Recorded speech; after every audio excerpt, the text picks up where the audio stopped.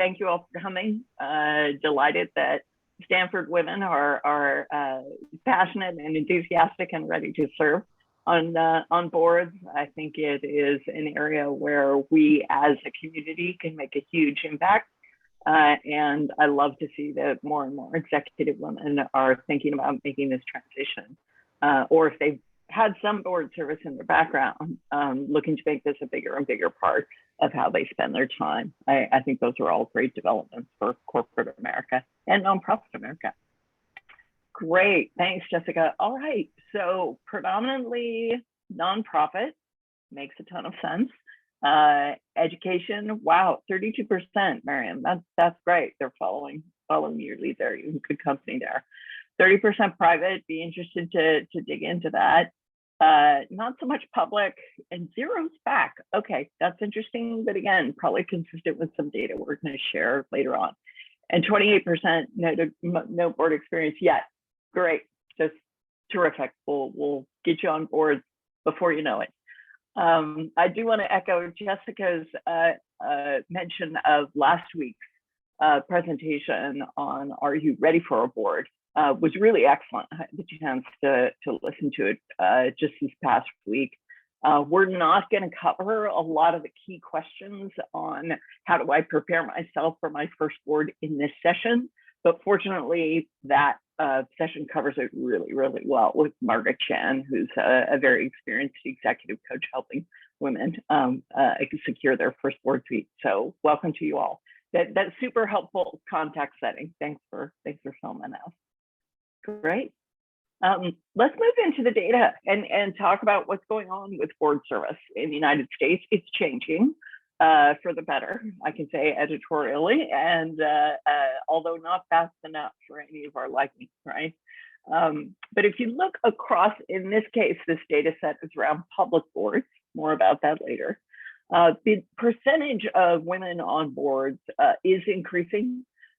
Believe it or not, a delta of 4 percentage points, 5 percentage points for S&P 500 boards and Russell 3000 boards over the course of this 3-year time period is actually, in board terms, lightning fast change. But obviously, we'd love to see it get to 50-50. The reason that it's changing a couple of percentage points, only a couple percentage points each year, just want to say it's because board refreshment is unfortunately a slow process.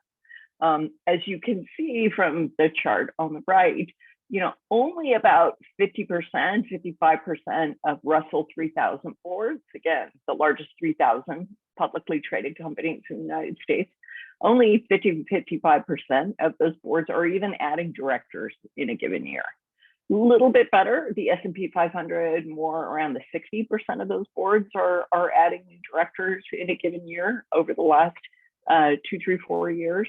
But it's not every board in every year. Board service is a long-term commitment traditionally, and so the turnover rate has historically been reasonably constant at sort of 45 to 50%. You are seeing an uptick, which is great, and a number of different factors is why board refreshment is under a lot of pressure and under a lot of spotlight. And that, I think, is a good thing with regard to increasing the representation of women and minorities on boards as well. Jessica, on the next slide, a couple more data points in terms of board appointments. The reason that we're starting to see that 4 or 5% increase in the percentage on boards and new directors are added, there are disproportionately female at this point, which is awesome. And I actually had a conversation with a very old school board recruiter, an elderly white gentleman who was complaining that it's a really bad time to be a white man looking to get on a US board. I said, yeah, but it was the only people that were being added to boards the last 70 years. So now it's our turn. So Jeff, you have to get on the train. And he laughed and he agreed with that. So fully last year, 47% of S&P 500 board appointments were women. And of those, almost 1 out of 5, 10% were women of color. Again, not nearly enough, but as you can see, a significant uptick in trend over time.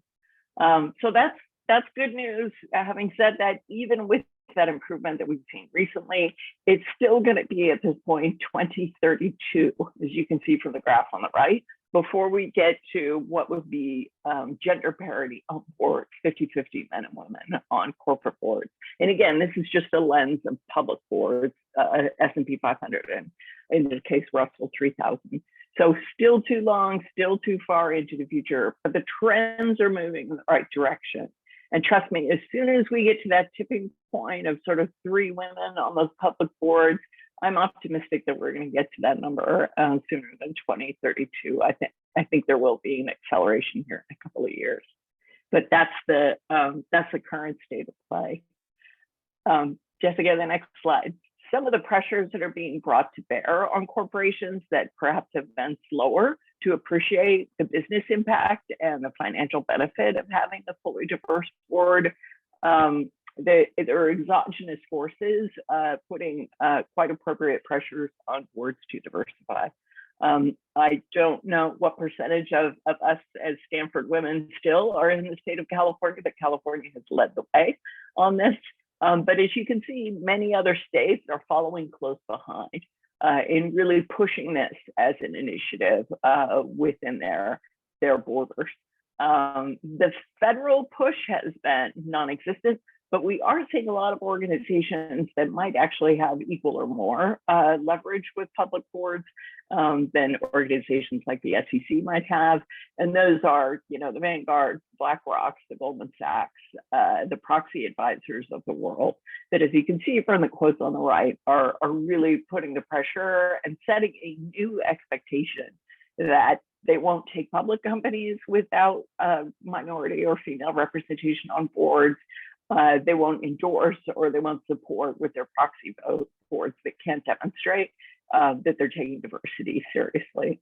So I would say these are having tremendous impact, and the conversation about diversity in the boardroom across the, 11, 12 years I've been in the boardroom, last 3 or 4 years, this has become a very prevalent every meeting topic, whereas 8, 9 years ago, unfortunately, it definitely was not.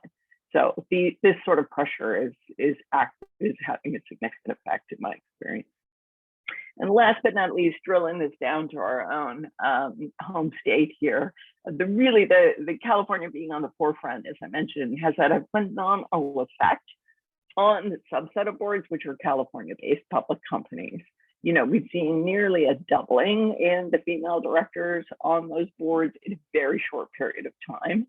And to go from 16% representation women on California boards to nearly 27% within the space of 3 years. Again, on the board timeframe, that's lightning fast. So really, really no better time to be a woman in California or a woman in the United States interested in board service. And the good news is a ton of boards with 1 or more Stanford women on the boards. And so you've always got a person that you can talk to get the lay of the land and understand what board service is all about, or perhaps even what board service at a particular company is all about if you're at the stage that you might be targeting individual organizations. So there's good news, there's movement. We'd like it to be going much faster. We're not quite there yet. And sorry, Mariam, that was a long monologue on my part. Anything in that data not ring true for you? Anything you've seen differently in your boardrooms? Anything you've done? No, I think that it's absolutely, I think we can all feel the intensity dialing up in terms of getting phone calls. And this is a really great time to start thinking about how you might sort through the various opportunities, because I think the recruiters are really intensifying efforts to have people be ready by the end of 2021, especially for the public California-based companies to be ready, means that people really have to be recruiting right now. Because many of the compliance, there's a whole set of compliance regulations that people have to be compliant with by the end of this year. So it's I agree with all of it. Yeah, no, it's a good point. So by the end of 2021, if you all are not familiar, California public boards need to have 3 women on the board and need to have an underrepresented minority on the board. So that could be race, it could be LGBTQ, So there's a scramble, and I'm proud to say 3 of my boards have added their 3rd woman in the last 12 months. So we're getting there. It's making the impact. The threat of fees and public shaming is definitely having the desired effect. Great. So that's sort of the context. What Mariam and I really want to focus on for you all today is the fact that board service is not really a generic one-size-fits-all experience. There are very different board experiences available to you. Everything from nonprofit to private family owned to private equity owned to venture capital backed to traditional, small, mid, large cap public companies, all the way through to the, very trendy and fashionable SPAC boards, special purpose acquisition corporation boards today. So not all board service is created equal. And that's important because it's an opportunity for you in this very high demand time to really step back and think about which flavor of board service is really going to be the right one for me. And it's a commitment of time, it's a commitment of your energy and network and your brand. And you want to make sure that you've got a fit, right, between what the board expectations and needs are and how you want to spend your time, the value you have to deliver to the board, and what you in turn would like to learn and experience from the time that you would spend in serving. So we really wanted to take this time today to parse what the differences, advantages, disadvantages, just pros and cons of various types of board service might be, to perhaps give you an insight as you start thinking about your board journey, or in the case of our poll, you start thinking about your 2nd or even 3rd board seat. What's the portfolio of board service that really is going to make you happy about how you're spending your time? So we're going to cover nonprofits, might be academic, as Mariam and the introductions folks were mentioning, serves on the TSB advisory board. Thank you for that, by the way. But also philanthropic, whether it's a healthcare centered or a community or religious centered organization, many options. Private boards could be family owned, private equity, venture capital is a very small subset of the private world, but something that perhaps we disproportionately think about as Stanford Women, perhaps in the tech area. And then public boards would seem to get all of the attention, but perhaps should not. And SPAC boards, which again, a lot of attention right now, very strong pros and cons to SPAC boards, which we'll talk about. So really in these 4 general areas, we want to cover the pros and cons, the differences between those 4. And to, again, level set, Jessica will turn to the spreadsheet here. We've done some work to figure out what the opportunities from a quantitative point of view really are in these areas. And let me tell you right up front, caveats on this data. This data is difficult to come by. We pieced this together from a number of different sources. And the reality is that it's only now that public boards are being required to disclose diversity statistics. And private boards, nonprofit boards, very little on the SPAC side. They're far behind in the need and the willingness, if you will, transparency on what the compositions are of their boards and what the compositions are of the new folks that are the new directors that they're adding to the board. So what we were able to determine from a nonprofit point of view, large number of nonprofits are actually 1.6 million in the United States. We've narrowed that down to 17,000 that actually have a budget of more than 10 million apiece. Their boards are about 40% women, which means there's over 100,000 women serving on nonprofit boards. Yay. And 40% is the highest percentage you'll see across this data set, right? Which means that in any given year, there's 75 to 100,000 board seats available in nonprofit entities. So not surprising if you track that back to our poll, I think it was 58% of women said that they were serving on a nonprofit board, totally consistent with this sort of data. On the other hand, private companies, 170,000, this is strictly private companies with over 100 employees. So we've narrowed this down from the 17 million private companies that exist in the United States right now. 7 or 8 people on the board, in contrast to 16 on a nonprofit board. So already you can see a very big difference in probably the pace and timing of the board meetings and conversations there. About 300,000 women on those private boards, and really unknown how many of those family and private equity boards are adding women each year. The other half of that column, we're talking about the 350 top VC-backed companies. And this is from a great study that Him for Her and TechCrunch put together, the only one I've seen, the first of its kind. They went onto the web pages and looked at the photographs of the board directors that were listed on the web pages and said, hey, of these 350 companies, top VC-backed, they've raised over 100 million. Average board size of about 7, which means there are about 2,500 directors total, male or female. 11% are women, by far the lowest percentage across this data set, as you can see. So there are a whopping great 275 women that they could identify serving on the top tech VC-backed companies in the United States, which means in any given year, there are less than 100 women joining the top highest funded VC firms. Definitely food for thought. If that's your focus, it's a very small pool each year, and you need to be cognizant of that.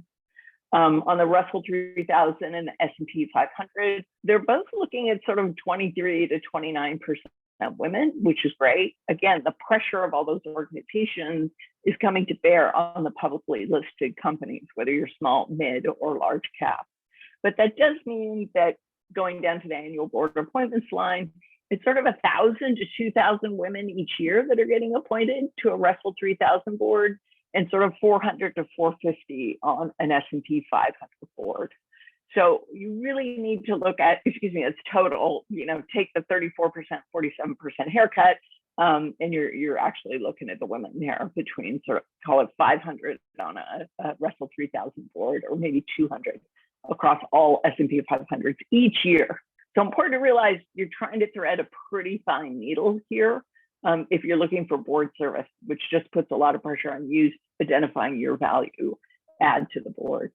And last but not least, the SPAC boards. We're hearing a lot about them, very much flavor of the month in the media. I think for good reason. I've been on a SPAC board that we're just de-SPACing, and I'm starting a new one in about a month. So I'm a fan, but it's not for everyone. It's a very specialized board service. And if you look at it, if you look at 250 SPAC IPOs last year total, you're talking about less than 200 women being appointed annually. And again, this is nationwide, and it's really just for a 2-year term. So definitely another thin needle to thread, something to think about. So that's the lay of the landscape. If anyone has other data on this, or if anyone has minority women data, I know the Stanford Women on boards and Stanford Women circles would love to have it. This is data that unfortunately is still very difficult to come by. And Mariam, anything in this that rings true, doesn't ring true for you? No, I think this is all good. There's actually one other question I'd be curious about, which is the audit chair, like the female audit chair versus not, because this is huge search on for, and even tougher if there's a female CFO in the audience here. You probably already know this, but there's a big push to try to have the audit chair also be a female. And that is really the toughest, speaking from the minted side, where we're on the other side of the equation looking for this right now, it is the toughest. That's the #1 toughest thing to come by. It would be a female audit chair. And I'd love to get statistics on that, but. Absolutely. We'll come back next year, Mariam, if they'll have we should talk about board leadership, because as disappointed as we all might be in 23 to 25% representation and the absolute number of women being added each year, if you start looking at board leadership positions, audit chair being sort of the lead of the pack, because that behind board chair, it's an even more dire picture. But we'll solve that problem next year. Right now, we need to get women on the board, and then we'll get in leadership positions in 12 to 18 months is my goal. Great. All right, let's dig in. We promised you some pros and cons on the different types of board service. And Mariam, I'm going to ask you to lead off. I don't have nonprofit experience. You've got a ton of great experience.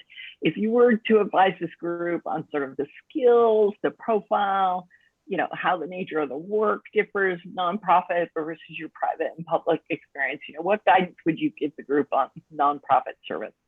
Sure.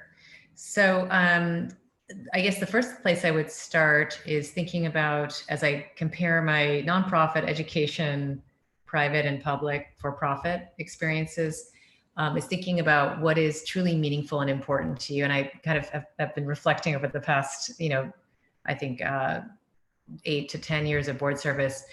I think financial considerations, the criteria that I think are on my list right now, or might be on someone's list, are financial considerations, the closeness of your partnership with the CEO of the organization or the head of the organization, the impact you might be able to have personally, the speed of the impact you might be able to have, the workload flexibility and travel considerations of the role, the learning opportunity and the places where you could potentially learn and or focus your learning. And then there are, obviously the other board members and the interesting business network you end up building from a board seat. And then finally, the social considerations. So I mentioned that because when I think about my nonprofit experience on the Every Mother Counts board, which is a board I've been on for since the beginning of the organization now, about 8 years, and I chair the non-gov committee of that board. I feel that there I've been able to bring a lot of business best practices to a nonprofit environment, be able to have a very large impact, have a very close relationship with the CEO, have made lifelong friends with similar interests in helping solve maternal health care issues globally. And we've been able to travel to the countries where we deploy funding. So there's been a strong personal connection built, and probably, honestly, it's not the biggest organization, but it is the one where I feel the closest. Like I feel like I would have a hard time giving that one up because it is just so meaningful personally. So I think it's the perfect nonprofit situation where I feel like a very meaningful connection with the people, the purpose, and I feel like I'm having an impact. So that's it, sort of to give you an example. The cons are it's a small organization. I do find myself drafting documents sometimes for the organization, things that I would not be doing as a board member of a public company or a private company. So I'm definitely, I've reviewed offer letters for the organization. I've done things that are very operational, actually, that I've never done in any other board seat. When I think about my Williams College board seat, I'm a Williams 1991 grad. That was probably the biggest adjustment, just because the pace of change at a elite educational institution can be slower than even in nonprofit, and that is because it's a very long-standing institution with where we consider change very carefully and very deliberately. There is a big difference in that there's a big faculty set of stakeholders that you don't have in the nonprofit setting or in a for-profit setting. You've got a very large set of stakeholders in the faculty, tenured faculty. So when you're thinking about, and it sounds like the poll revealed that a lot of people are already doing educational work. There are many different groups of I guess I would say stakeholders, and one of them is obviously the faculty, one of the most important. And so I think the pros have been being strongly connected with younger people and how they think about issues, because you're constantly being exposed to what the next generation is thinking and how to address that. And then you're also exposed to the latest thinking in education and how to be great educators. And that one has been very, very different. Very different pace, but very rewarding. So I wanted to cover nonprofit and education separately, because I actually think that the nonprofit I work with, given its size, moves at actually quite rapidly. And my educational institution is very rewarding, but does move at a different pace. So I'll leave it there. I don't know if this is if Donna, you would add more on those or. No, absolutely. And it terrific insight about actually reviewing offer letters and getting very tactical with a nonprofit. It's a great segue, I'm guessing, to your private company work and just pause to celebrate. We've got an opportunity to learn from a private company CEO who's also built her own board and has been on other companies, other private companies' boards, to have been on both sides of that boardroom table in the private company space is a rare and wonderful thing to get a woman that's been in that role. Similar sort of insights, Mariam. I mean, in terms of just you can get really hands-on private in the way that you do with nonprofit, and perhaps less so on public. And you talked about that, the nature of the work. Yeah, I think a lot of it, I was on one private board for 6 years, Polyvore, which at the beginning was was a partner from Benchmark, the founder, and me for probably a year, just 3 people. And so the kinds of conversations that we could have at that level were deeply strategic. What is the direction? What is the meaning of this company? It was much, much less structured. And then as the private companies proceed down the A, B, C, D, E rounds of financing, and the boards become bigger, the board becomes more structured, the process becomes more structured and more formal, the committees began being formed, the conversation does tend to be less free form and less about strategic less sort of free form strategic conversation, and much more of a structured conversation. Not necessarily in a bad way, but the dynamic is very different. The dynamic is very, very different. You're building a very different relationship there. The Yelp board had already had Fred Anderson on the board, who is the former CFO of Apple, and Diane Irvine, who is, a very, very experienced board. She became board chairwoman. And so, the amount of work I had to do was considerably less, because a lot had been already built. I joined it after it went public, the company went public. I get the sense that as I think about where we are minted is, if you're pre-IPO, there's probably a little bit more work involved in actually preparing the company for a public offering. Joining a public company after it's gone public is, I think, a different situation. I think totally. And the privates really depend on the size of the privates and the round of financing. I think very, very much changes your experience. Yes, and I would love to underscore that point, because I think a number of women that are looking at joining a VC-backed board don't fully appreciate how different your board experience was going to be joining a Series A private VC-backed company versus a Series B that might be a year or two away from IPO, for all the reasons that you mentioned. And not to be too mercenary about the whole thing, but one of the things I've learned about VC-backed boards, really important as you're considering board service in one of those companies, to look at the cap table. Because I am willing to bet, if you say, what will my experience be on this board for the next 4 years? Show me the cap table, and I can tell you with a 90-degree confidence interval what it's going to be. So is the founder still the primary owner? You're working for the founder. You're going to be more of an advisor than an oversight and governance board member. Is there, equal ownership across 4 different major VCs? And the founder is now very much a minority shareholder. Very different experience entirely than what I just described, and probably much closer to a public board member experience. So when folks talk about, well, is private a good lead into public board service? To me, it comes back to what's the stage of the company? What's the cap table look like for the private company?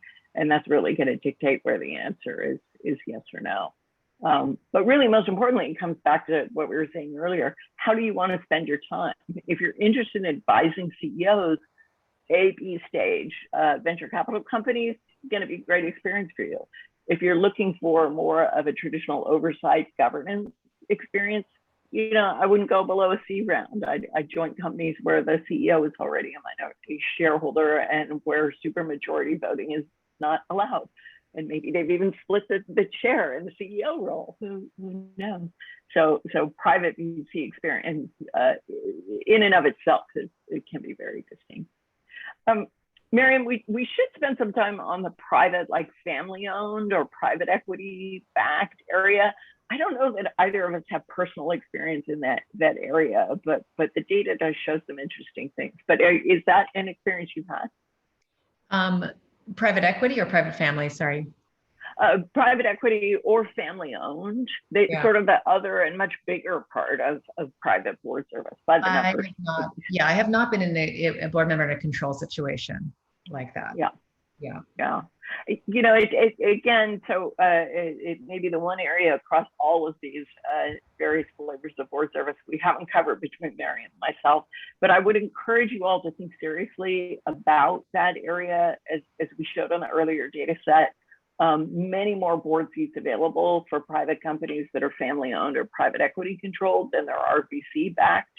And I'm an advocate that one of the biggest areas of skills deficiency or skills gaps in those boards is likely to be digital e-commerce, digital transformation. And you know, I can think of several conversations I've had with women looking for their first board seat over the last year to say, hey, look at a family-owned private company that's trying to change their business model from online to offline. I think there are a ton of Stanford women that would be huge value add in that situation. You know, be cautious. Again, look at the cap table, see what you're getting into in terms of ownership situation. But to me, that's just a really logical fit and one that doesn't get enough attention, my opinion. Yeah, I think that's a great point. Is the ability to influence change. You've got a very consolidated single set of decision makers. So you're not having to, once you and the ownership is decided on a path that you agree on, it's going to happen. There's less of a influence and change the minds of a lot of other board members. And so it's probably quite satisfying. That's true. And there are some board members out there that aren't really interested in having impact. I know everyone on this call wants to be there to make a difference. Just real quickly, risk and compensation in nonprofits and private boards. We should probably touch on that before we turn to public and SPACs. Mariam, do you want to take a shot at it? Yeah, I mean, I think that I obviously with my nonprofit education, it wasn't a factor. And generally, I've been thinking about more, it's less for the financial impact for myself and more for the learning and really the learning experience and the ability to stay exposed to things outside my day-to-day job. Because as we all know, sometimes if you let your day-to-day job really consume you to the point where you think about nothing else intellectually or professionally, it can be very narrowing. And I think the biggest benefit I get is to be able to step outside and be able to see my own, you know, solve my own issues with a new lens that I've maybe gained through something else. And even just take a mental break, frankly, from the issues. That's so true.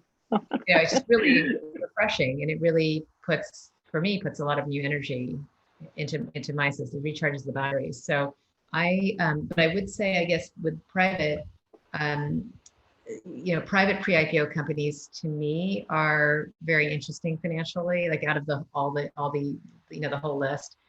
I have just joined a SPAC board that's filing right now, and they, you know, what's nice about that seemed to be the financial return over time was very high, because the amount of time, you could probably talk to this better than I can, but it feels like that the time is not as, is quite low compared to what you can gain financially. So that's kind of an interesting sort of, what is the return on time issue, not just the financial, but the absolute number, but the return. But Donna, what do you think? No, absolutely true on SPACs for sure. Putting a pin in that for the moment, going back to the private side, yeah, the compensation for a VC-backed board is typically only equity and no cash. And frankly, the equity is not liquid. So it could be a terrific upside, no question about that. Probably has the highest beta of any of the opportunities that we're covering. But on the flip side, you may not be able to monetize for 3, 4, 5, 6 years. So, you know, just be aware that it could be a good chunk of your time, 4 to 6 weeks effectively per year for 3 or 4 years before there's any compensation for it. Monetary compensation. I agree with Mariam. 90% of the impact is the learning and engagement and getting exposed to new things.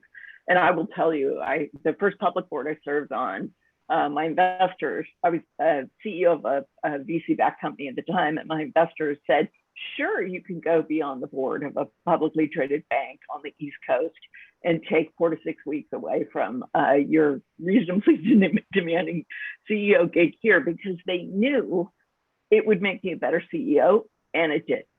I completely redid my board deck for my own company the day I got back from my first public board meeting.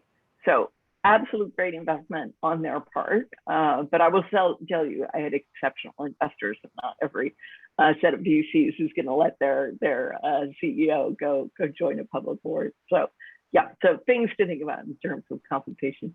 Pivoting to public and to SPACs, Mariam, your Yelp experience, was it Yelp or Polybor that was public? Excuse me. Yelp was public. Polybor was sold to Yahoo, but I was not there during the sale. I've gone through other sale processes, but not that one. And the scars to show for it. Any points of comparison or contrast, public board service versus private or nonprofit, that you want to share? I would just say that the conversation is much more structured and much more formal. So you're not having as much of the sort of, let's take an hour and let's see where this let's delve into a topic and let's like, for example, with Polybor in the early days, it was very much some strategic brainstorming was happening, and whereas a public board like Yelp, it was structured. There would be small amounts of time allocated to topics, right? And then you would have a conversation, but it was a limited time frame, and there were maybe 8 people in the room. So it was a very different. You just, by nature, it's harder to have. You might as a public board member be having more conversations, scheduling to have time to talk to management offline about issues that you want to dive more deeply into. So I think that's important, with the CEO and other members of the management team. I think it's a really good and non-obvious insight, the structure of the conversation and the limited time available for what has become a longer and longer list of topics that public boards are being asked to cover. I mean, the job has gotten significantly more complex just in the years that I've been on public boards, and Mariam, you've been doing this long as I. But between diversity issues and work-life balance issues, culture issues, environmental, social, and governance issues, cybersecurity issues. I mean, how to handle racial inequity, financial inequity issues. I mean, anything that you're reading in the headlines seems to be coming into the board agenda now, rightly or wrongly. And so the time available for each conversation, you have to just be outrageously efficient. And then add on top of that, 10 Qs, 10 Ks, 8 Ks, every SEC form that you might be able to think of, any alphabet soup, and overseeing financial reporting and vouching for the accuracy of financial reports. It's a heavier and heavier lift, I think, on the public side. So you have to be really, really efficient during those conversations. Yeah. And I thought that maybe one would be that the private, you'd think that maybe the early stage companies would have more sort of unexpected crises, perhaps, that would drop out of the sky. But I found— You would think. But I found with Yelp, we had an activist situation that took months to basically fend off. And that was very, very time intensive. And so I think it could happen in either scenario. Actually, in any of these scenarios, at any stage, you can have flare-ups that happen that you have to be prepared to take time for. Absolutely. And again, a non-obvious, but I think really important point, not discussed enough. Board service is not even unpredictable. So if you're still running a company, you still have a full-time day job, you may well find yourself in situations where you are on call at asking for a significant chunk of your time on relatively short notice. And it could be M&A, it could be we're trying to get approval for a share repurchase. It could be we've just lost a key executive at the company. It could be activists have arrived and they don't give you 6 months warning of when they're going to show up either. And so the spikiness of public board service, again, I agree with you, equal to that of private. You wouldn't necessarily expect that. It's something to certainly be considered when you think about, do you have the capacity to do this? It's not an even and predictable time commitment. And it's a long-term one. You'll probably serve on this board longer than you serve with your current company, your current employer. Compensation is typically a combination of cash and equity for public boards, more liquid than private companies. After you've met what is typically a 3x or 5x your cash retainer commitment on equity, once you've accumulated equity equal to 3 to 5 times your annual cash retainer, you're typically allowed to sell some of your shares. It's seen as very bad form, though. You really don't want to be the board member that shows up when they talk about, okay, here are the insider trading results of the last quarter, and your name stands out as having sold large portions of your equity ownership in the company. It's just seen as sort of impolite and maybe not the strongest endorsement of your company. On the other hand, I wanted to ask, as Mariam was saying, SPAC compensation, very different. A SPAC is a publicly traded company that's a pile of cash looking for a company to purchase, typically with a 2-year lifespan. And so you're awarded anywhere between $200 to, I've heard as high as $600,000 worth of shares. That's going to come to you within 2 years' time, presuming SPAC finds a private company to merge with and de-SPACs. And 6 months, after 6 months lockup, you're typically ready, willing, and able to monetize all those shares. So as Mariam was saying, the trade-off between time spent, typically, not always, within a SPAC board role to actual monetization is different, but a fantastic opportunity to really see the lay of the landscape of the most successful and most exciting private companies out there, late stage private companies, and might actually translate into a new public board seat for you when the SPAC de-SPACs and merges with the private company and is looking to reconstitute their board of directors now that they're a publicly traded company. Okay. I realize we've been right into our Q&A time, and I see a lot of questions on the list, so I want to give whatever time we have left back to the group with my thanks to Mariam, and let's dig into your questions and share some more. Can you hear me? I'll just read to you the very first one that we have up here.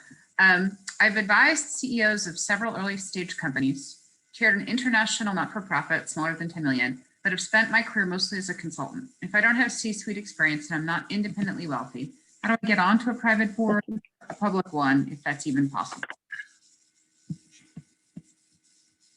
Well, Donna, we were talking about before this call, we were talking about our boards and how we'd gotten onto each board, like what had happened leading up to that. That might be interesting to share. Sure, go for it. Go for it. Yeah. I think the Yelp board, I was recruited directly by the CEO. We knew each other. The Medium board that I just joined, also through my YPO network, I knew the CEO and he recruited me directly. A family-owned winery just did try to recruit me, and I had to pass on that. It was also a friend. I'm just listening because another one, a public company just came, and it came through a friend. So the reason I'm mentioning this is that I think a lot of these things happen through network and friends. I mean, there is obviously a really important role that recruiters, executive recruiters play. But I do want to mention that I think in my experience, the nonprofit was first a commercial relationship where we were donating proceeds, and then it turned into a friendship that turned into a board seat. But and then the educational one was also, I was recruited through a friend who became chairman of the board at Williams. So I think every single board that I've sat on actually has not been through a recruiter. But Donna, I don't know what your experience has been. My experience has been a little different, but I have to underscore networking is primary no matter what. So once you've determine what your value proposition is in offering to board, and hopefully as a result of something we've said today, focus in on whether you're interested in SPAC or public or private or nonprofit board service. Once you've got your sort of elevator pitch in mind, networking with friends and contacts and former colleagues and current colleagues is really critical. Because as you've seen in some of these areas, you're threading a very fine needle. There are very few board appointments in a given year. And you want to make your best effort to make sure that in that room where they start talking about, gosh, we really need to add someone with digital transformation or e-commerce experience, someone says, my friend Mariam is looking for her first board and we ought to talk to her. That's 90% of the time what's going to happen. I will put a pitch out to the board recruiting practices, Spencer Stewart, Egon Zehnder, Russell Reynolds, the classic sort of big recruiters, as I do think more board searches that are specifically looking for female candidates or minority candidates, those boards are more often going to recruiters than not. But I'll tell you, of the boards I've joined, I'd say it's probably 50-50, whether the first outreach was through an individual personal friend or colleague, and 50% whether I heard about it first through a recruiter. But even in the situations where I heard about it through a recruiter, the only reason I was actually ultimately invited to the board, I'm convinced, is because I had personal 1-degree connections to the chair or the CEO. And that inspired a lot of confidence when you're looking at a big pool of resumes to say, oh, I know Donna, I've worked with Donna, I know someone who's worked with Donna. That's super helpful. Because again, it's a long-term commitment that you're making to work together. It's a self-organized and self-governing group of peers. A board is a very odd organization structure. And so having personal comfort and endorsement from a friend of a friend, really important in going from being candidate to being the person invited, I think. So networking and recruiters, 100%. Yeah. So one other question that's come up, can you talk about efforts to not only encourage female and minority board membership, but also encourage first-time female and minority board membership? I keep wondering how many of those few women are being appointed to multiple roles. In other words, how do we invent boards to provide opportunities to first-time board members who are female or minority? No. Well, Mariam. I think the good news is that the legal requirements that are changing in California are really forcing this process to accelerate. And the bigger the boards, the more women, and the numbers that Donna mentioned at the beginning of the call, the bigger the board, the more women you have to have. It's actually pegged proportionally to the size of the board. So for Minted, for example, if we were to be public, we'd have 7 board members. 3 of them have to be women and 1 underrepresented minority. As the board memberships go up, the board sizes go up, that number actually increases.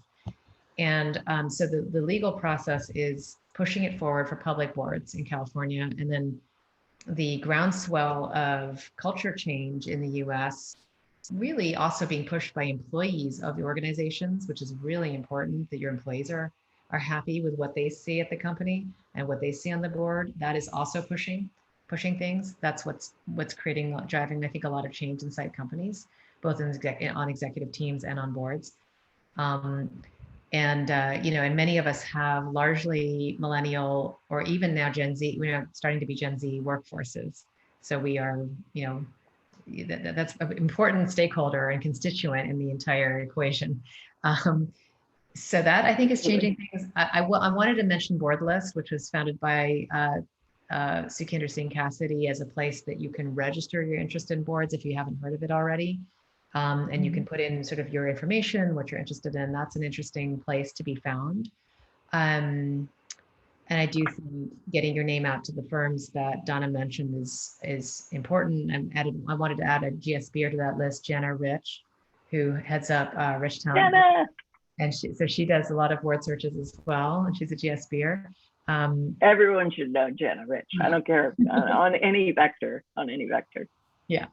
Anyway. Yeah. No, I've got there. I can say with the increase in women and minority, again, perhaps at a great glacial pace, but we are seeing an uptake in new directors appointed that are female and minority. There also has been an uptake in first-time directors, so it is slowly happening. But I would say, exactly to Mariam's point, it really depends on the board. We just added a first-time female minority director to one of my boards this month. And the conversation in the boardroom 6 months ago, as we started the search, was, hey, look, it would be easiest for us to bring on a experienced public director, but we've got so much board experience in the room already. We've got the bandwidth to bring someone up, to onboard someone and educate in areas where she might need more education. Very accomplished woman, but this is a unusual role and a first-time public board role for her. So the composition of the board is going to dictate whether that's a good move. I had VC tell me that doing a SPAC board as your first board was a good solution. I disagree vehemently with that. So if you're considering a SPAC board, contact me and I'll talk you through why I feel that way, and I'll introduce you to him. He can give you the other point of view. But going through the recruiters is one way to get a first-time director's attention. So we're right at 1 o'clock, and while I could sit here and ask both of you a dozen more questions, I really want to be respectful of your time and say to you both, thank you so much for taking the time to talk to us.